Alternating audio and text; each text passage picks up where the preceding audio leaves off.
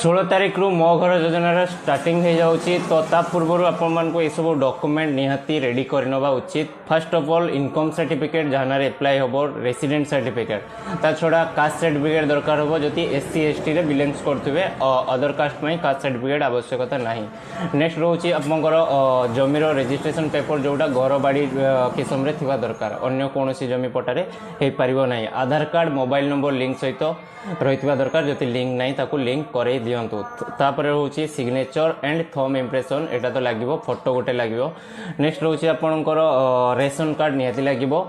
या छड़ा आपन को पान कार्ड लागिवो लोन सर्विस पई जो मानकर पान कार्ड आधार सहित लिंक नहीं ताकू लिंक करे नेबे। जो मानकर लिंक अछि किछि करबा दरकार नहीं पान कार्ड भी लागिवो। आ जे मानकर पान कार्ड नहीं पान कार्ड अप्लाई करे दियंतु नहले मो घर योजना रे आपन लाभ उठाई पारिबे नहीं।